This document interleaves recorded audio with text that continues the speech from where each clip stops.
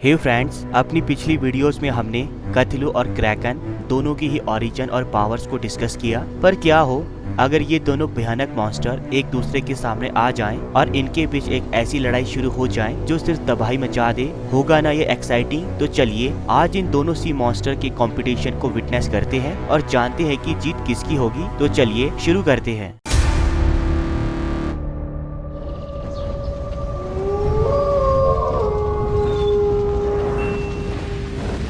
आसमान में बिजलियां चमक रही है, समुद्र में तेज लहरें और तूफान उठ रहा है। चारों तरफ एक अजीब सा डर का माहौल है क्योंकि भयानक विशालकाय Lovecraftian entity the great dreamer Cthulhu अपने enemy the legendary sea monster या समुद्र में प्रेजेंट सबसे बड़े स्क्विड द क्रैकन के साथ एपिक बैटल में उतरने वाला है। अब आप इमेजिन कीजिए कि आप अपने दोस्तों के साथ एक छोटी नाव में समुद्र के बीचों बीच में आराम से बैठे हैं कि तभी आपके आसपास शार्क जैसे हॉर्न्स वाला कोई जीव आपके आसपास चक्कर लगाने लगता है। आप सोचते हैं कि ये कोई शार्क है जिसे बचने के लिए आप नाव को तेजी से चलाने लगते हैं, लेकिन आप डर से तब सहम जाते हैं जब आपको पता चलता है कि आप शार्क से नहीं बल्कि एक ऐसे डरावने, निर्दयी और भयानक सी मॉन्स्टर से घिरे हैं जिसे लेजेंडरी स्टोरीज में क्रैकन के नाम से जाना जाता है। पर क्रैकन अपनी इस शॉर्ट अपीयरेंस के बाद वहां से गायब हो जाता है क्योंकि क्रैकन आप जैसे छोटे जीवों को शिकार बनाकर थक चुका होता है।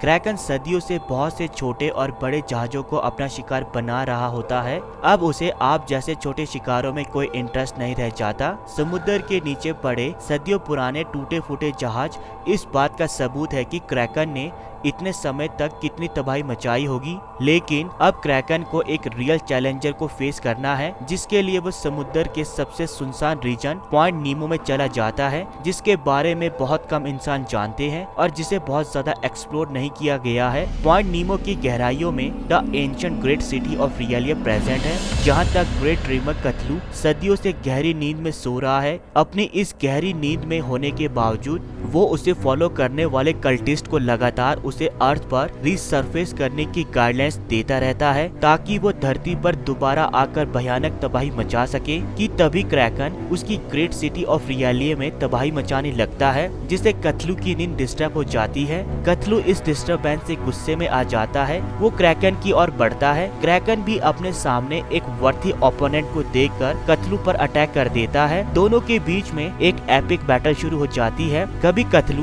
क्रैकन को उसके टेंटिकल्स के साथ पानी में फेंक देता है तो कभी क्रैकन अपने टेंटिकल से कथलू को समुद्र में पछाड़ता है। इसी लड़ाई के दौरान एक ऐसी स्टेज भी आती है जब कथलू के लिए क्रैकन को हराना मुश्किल हो जाता है। तब कथलू अपनी ग्रेट सिटी ऑफ रियलिया को समुद्र में से जमीन पर ले आता है। क्योंकि क्रैकन एक सी मॉन्स्टर है, वो समुद्र में तो हर तरफ से शक्तिशाली है, लेकिन लैंड पर आते ही उसकी पावर्स कमजोर पड़ जाती है। उसकी इसी कमजोरी का फायदा उठाकर कथलू इस लंबी ऐतिहासिक लड़ाई के बाद Kraken the legendary sea monster को मौत के घाट उतार देता है। क्रैकन की डेथ के बाद कथलू अब अपनी पावर से अर्थ पर तबाही मचाने लगता है कि तभी आसमान से बहुत सी खराब सैटेलाइट्स और स्पेस डेब्रिस उसकी सिटी और उस पर गिरने लगते हैं। क्योंकि कथलू नहीं जानता होता है कि पॉइंट नीमो अर्थ के स्पेस डेब्रिस को डंप करने का डंपिंग जोन होता है, क्योंकि यहाँ रेयरली ही कोई रहता है, जिससे ये जगह स्पेस डेब्रिस को डंप करने की प्रोटेक्ट जगह बन जाती है। आसमान से तेज गति से आने वाली ये सैटेलाइट्स कथलू की ग्रेट सिटी को तबाह करने लगती है।